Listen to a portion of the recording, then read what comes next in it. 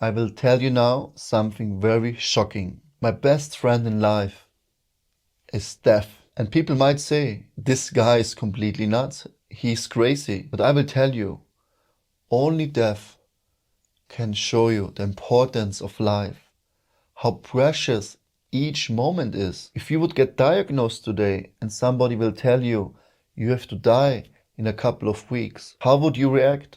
What you would do? You're looking outside of the hospital window and you see the sun shining, the flowers blossoming, and you ask the doctor, can I go out in the sunshine?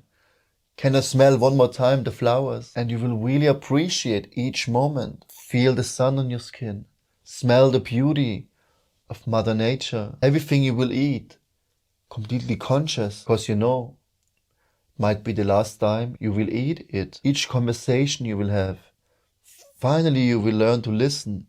To open your heart. When you see your loved ones, your family. To embrace them, to kiss them. To be with them, to spend time, quality, valuable time. All of a sudden, everything will change because you look death into the eyes. There's a nice story from a Swami. He came to America and he started a big movement, the Hare Krishna movement. And one reporter, he asked the Swami, hey, Swamiji, why did you came from India to bring us your teachings about yoga philosophy and God consciousness when India is so poor and so many people die? The death rate there is so high. And Swamiji said, what? What do you mean high? As far as I know, the death rate is 100% everywhere. And I find it so amazing. It's so simple. It happens all the time. In my short lifespan, I lost at least 30 people in my life. Many of them died from a drug overdose or had some accidents, car accidents in work, died from cancer. So it's so normal. But for me, somehow I feel like maybe it will not happen to me. And I just live my day. If I would know, and I know, death is just waiting for me. May it be today or tomorrow or in 100 years. But I have to face it. I have to face the moment where I have to leave this world behind. Birth, death, old age, disease, samskara, the cycle of birth and death. But then you might feel or ask yourself, should I be afraid of death the whole time and don't live my life anymore and hide at home and don't eat and don't drink and don't associate, don't go to work, just live simple, alone, at home with no friends? No. The key is, take this knowledge, think about, today is my last day of my life. Death knocked on the door and said, hello, tomorrow you come with me. What would you do? This is the moment where we can go deep. Do you go into sense enjoyment, you eat as much as you can, you have as much sex as you can and try to gratify your senses, what will only degrade you?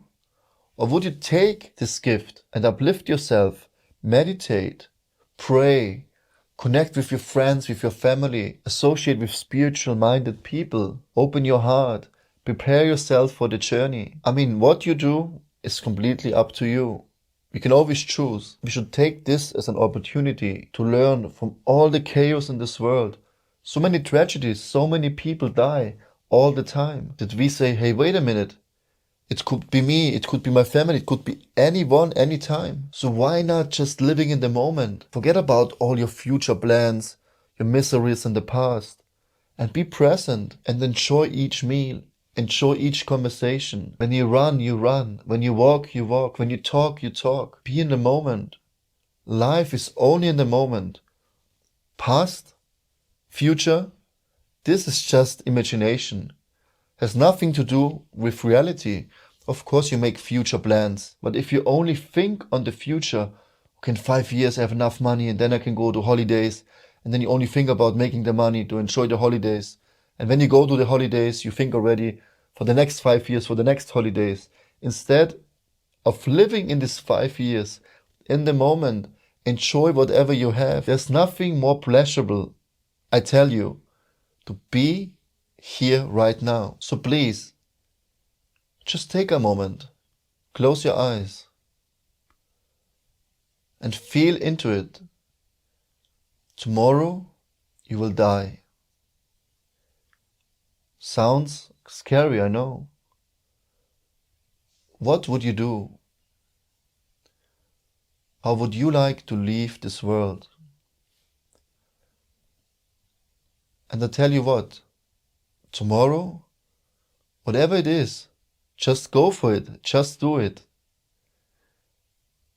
If it's in your reach, if it's possible for you. But what would you do in your last moment?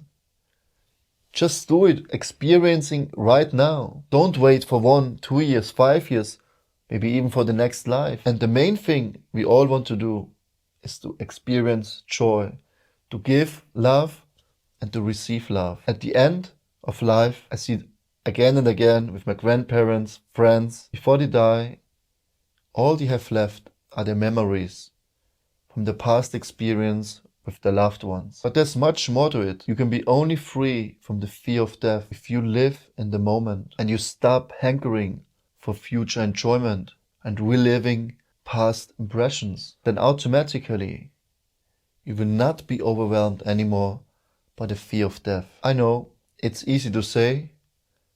When I have to face this challenge, maybe it will be completely different when you have to face the challenge of leaving this world behind. Maybe it's very easy for you, but we have to prepare ourselves. We can't expect everything will happen by chance. And if we're lucky, we die in good circumstances and get a good body in the next life and go in the heavenly kingdom, the kingdom of God, or to hell, or whatever is your beliefs. No, doesn't matter. If you live here now, in the very present moment, you will be aware that you're not the body, you're the soul, the eternal spiritual being. You will be aware of God, of your divine relationship with Him. And then everything else doesn't really matter. I know it's a lot to digest, but I'm curious what you think about it. The last 2 weeks, I meditated a lot about this topic, and I really feel like it's worth sharing because it really gives you a nice meditation and helps you to enjoy life, to be present, to be real, in peace, happiness and harmony.